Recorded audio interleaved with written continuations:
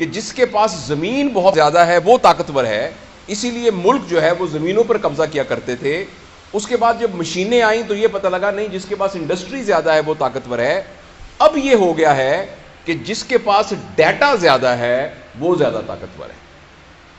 اور آپ حیران ہوں گے کہ ایک شخص جس کا نام ایلون مسک ہے، اس نے $42 بلین کی ایک چیز خریدی ہے جو کہ اتنی بھی بڑی نہیں ہے کہ اس کو جیب میں رکھا جائے، جو کہ کہیں ہے ہی نہیں، اور جو کہ ایک ٹیڈی پیسہ پروڈیوس نہیں کرتی. اور اس چیز کا نام ہے ٹویٹر، جو کہ $42 بلین کا لیا گیا. دنیا کے 140 ملکوں میں سے 70 کے قریب ایسے ملک ہیں جن کا بجٹ $42 بلین سے کم ہے، اور اتنے کی کسی شخص نے ایک چیز خریدی ہے جو کہ ہوا میں ایگزسٹ ہی نہیں کرتی. تو آپ حیران، اس بات سے حیران نہیں اس نے کس لیے خریدی ہے ایک چیز. اور دوسرا، آپ سب اس بات پہ حیران ہوں گے کہ آپ پی ٹی سی ایل کا فون کرتے ہیں تو آپ کو پیسے دینے پڑتے ہیں، آپ کسی کو خط لکھیں تو آپ کو پیسے دینے پڑتے ہیں. یہ فیس بک مفت کیوں ہے؟ یہ واٹس ایپ کے اوپر ویڈیو کالز مفت کیوں ہیں؟ یہ آپ ہزاروں تصویریں بھیجیں، یہ مفت کیوں ہیں؟ اور جس بندے نے واٹس ایپ بنایا اس کے بلینز آف ڈالر خرچ ہوئے ہوئے ہیں، وہ پاگل ہے کہ ہم سب کو مفت دے رہا ہے. فیس بک مفت کیوں؟ اس لیے کہ اس بھٹی کا ایندھن میں اور آپ ہیں. میں اور آپ ان کو ڈیٹا پرووائڈ کر رہے ہیں ہر انڈیویجول کا، اور یہ ڈیٹا کیومولیٹ ہے. صرف ڈیٹا سے کچھ نہیں ہوتا، ساتھ ایک پیرالل جو کمپیوٹنگ پاور ہے وہ اتنی انٹینس ہو چکی ہے کہ جس کے نتیجے میں آرٹیفیشل انٹیلیجنس کی وجہ سے آپ کی ایک بات ہر فرد کی ڈیٹا کی شکل کے اندر لوگوں کے پاس موجود ہے. اور جس کے پاس ڈیٹا زیادہ ہے اب وہ اس دنیا کو رول کرے گا. گوگل نام کی ایک کمپنی دنیا کے بہت زیادہ ملکوں سے زیادہ امیر ہے، اور گوگل کوئی ایک ٹچ بٹن، ایک سوئی، ایک دھاگا نہیں بناتی. پھر وہ دنیا کی کیوں امیر کمپنی ہے؟ اس لیے کہ اس کے پاس سب کچھ ڈیٹا ہے. لہٰذا پہلے جب انسان ایک ڈیوائن گائیڈنس کے ذریعے اپنی زندگی گزارتا تھا، پھر اس کے ذہن میں آیا کہ جو مجھے اچھا لگتا ہے میں نے ویسے زندگی گزارنی ہے. ابھی کچھ عرصے کے بعد ہمارے ہاتھ سے یہ پاور جانے والی ہے. اب الگوریدمز ڈیسائیڈ کریں گے کہ ہم نے کیا کرنا ہے. میں ملتان میں رہا ہوں بہت عرصہ، میں ابھی بھی ملتان میں جاتا ہوں تو مجھے گوگل میپ کھولنا پڑتا ہے ورنہ میں وہاں پہنچ نہیں سکتا. اسی طریقے سے کچھ عرصے کے بعد آپ نے کیا کھانا ہے اس کا فیصلہ فوڈ پانڈا کرے گا. آپ نے کون سی کتاب پڑھنی ہے اس کا فیصلہ امیزون کرے گا. اسی طرح آپ نے کس پارٹی کو ووٹ دینا ہے اس کا فیصلہ کوئی گوگل پالیٹکس فار ایگزامپل وہ کرے گا. اگر آپ مجھے اجازت دیں کہ آپ نے کون سا کیریئر اختیار کرنا ہے، آپ نے کس لڑکی کے ساتھ شادی کرنی ہے، آپ نے کس ملک میں سیٹل ہونا ہے. اچھا، اور کیوں؟ اس لیے کہ اس سے پہلے آپ کو جاننے کی ذمہ داری آپ کی اپنی تھی، اور ہر شخص کی اپنی ذمہ داری تھی کہ وہ اپنے آپ کو جانے اور اپنے لیے جو بہتر ہے اس کا فیصلہ کر سکے. لیکن اب آپ کے اور میرے ساتھ کمپٹیشن ہے الگوریدمز کا اور ڈیٹا کا، اور اس الگوریدم اور اس ڈیٹا کے مقابلے میں یہ ہم سے جیت جائے گا. آپ نے جب فیس بک کھول کر آپ کی آنکھیں کی پیوپل ڈائلیٹ ہوئی تھی یا سکڑی تھی، آپ نے کون سی سائٹس پر زیادہ ہٹ کیا، کون سا رنگ آتا ہے تو جس کی وجہ سے آپ کے چہرے پر آپ کے جو فیشل ایکسپریشنز ہیں وہ بہتر ہوتے ہیں، کن لوگوں کے اشتہار دیکھ کر آپ کو خوشی ہوتی ہے، کون سی سائٹس کو دیکھ کر آپ کو کیا ہوتا ہے، یہ سارا کا سارا انڈیویجول کا، اور جس کے نتیجے میں پھر ایک کنٹینیوس الگوریدم کے طور پر یہ تمام چیزیں ڈیٹا سٹور ہو گیا ہے. اس سٹور ہونے سے ہم سب کے ساتھ اب مقابلہ ہے الگوریدمز کا.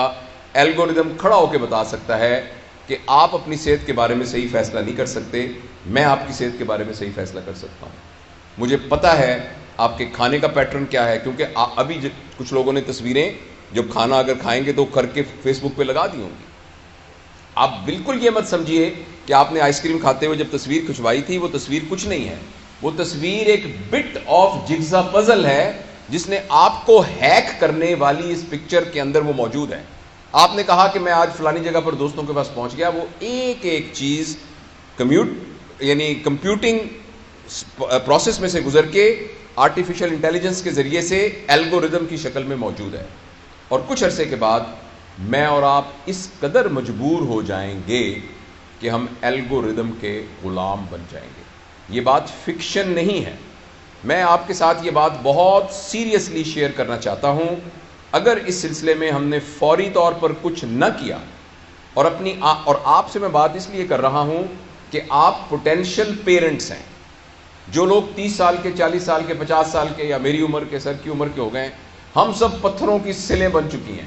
ہمارے اندر سے نیا مجسمہ تلاش کرنا بہت مشکل ہے. ہاں ہو سکتا ہے بہت ہماری رگڑائی کی جائے تو اندر سے مجسمہ تو ہر پتھر میں موجود ہوتا ہے، لیکن آپ وہ ہیں، آپ کے بارے میں بھی ابھی پریشانی ہے، کیونکہ اس ایج میں آپ کے آئیڈیاز بھی فکس ہو چکے ہیں، آپ کی ہیبٹس بھی. لیکن ایٹ لیسٹ ہم آپ کے اوپر یہ انویسٹ کر سکتے ہیں کہ جب آپ پیرنٹس بنیں گے اور آپ کی گود میں اللہ تعالیٰ اپنا شاہکار دے گا تو آپ کم از کم ان بچوں کی پیرنٹنگ کے اندر اس بات کو ذہن میں رکھیں گے کہ اگر آپ نے ان کو آرٹیفیشل انٹیلیجنس، سکرین سے ریلیٹڈ چیزوں کے ساتھ منیمم ٹچ نہ کیا اور ان کو نیچر سے دور رکھا، ان کو پلے گراؤنڈ سے دور رکھا، ان کو اپنے ریئل ریلیشنز کے ساتھ سے دور رکھا، ان کو مشقت کا عادی نہ بنایا اور ان کو سکرین کے ساتھ گلو کر دیا، تو مجھے اس بات کا بہت اندیشہ ہے کہ دنیا میں اتنے لالچی لوگ موجود ہیں کہ وہ ایک ایسی سائبر ورلڈ کریٹ کر دیں گے. آپ نے میٹا ورس کا نام سنا ہوگا. فیس بک کا نام اب فیس بک نہیں ہے، اس کا نام میٹا ورس ہے. آپ کے فیس سے جو کتابیں تیار ہونی تھیں، یہ اس کا پرپس تھا فیس بک کا. ہم سب کے فیس سے وہ کتابیں تیار ہو چکی ہیں. اب ایک نئی دنیا بن رہی ہے جس کا نام میٹا ورس ہے. میں نے اپنے چینل میں اس کے بارے میں تفصیل سے بات کی ہے. اور وہ میٹا ورس ایک سائبر ورلڈ ہے جس کے اندر آپ کمپیوٹر میں جائیں گے اور لائک اے ویڈیو گیم، فرض کریں آپ اس میں دبئی میں پہنچ جائیں گے. لوگوں نے دبئی میں وہاں پلاٹ خرید لیے ہیں، فزیکلی نہیں، خرید لیے ہیں، ملینز ڈالر کے خرید لیے ہیں. کچھ نے اس میں ریسٹورنٹ بنا لیے ہیں، وہ آگے بک رہے ہیں. کرپٹو کرنسی کے ذریعے ان کے ریٹس اوپر نیچے ہو رہے ہیں اور لوگ کھیل کھیل کے بلینز آف ڈالر جو سمارٹ ہیں اس میں سے کما رہے ہیں اپنے کمپیوٹر پر بیٹھ کر. اب میں آپ سے آخری جو خطرناک بات شیئر کرنا چاہتا ہوں وہ یہ ہے کہ اگلے 10-15 سال کے اندر جو جاب مارکیٹ ہے وہ ٹوٹلی ڈسٹرب ہونے والی ہے. مجھے آپ یہ بتائیں کہ ایک آدمی بیٹھا ہوا ہے فزیشین اور وہ آ کے علاج کر رہا ہے، جنرل پریکٹس کر رہا ہے، الگوریدم اس سے زیادہ بہتر طریقے سے ڈائگنوز کر سکتا ہے.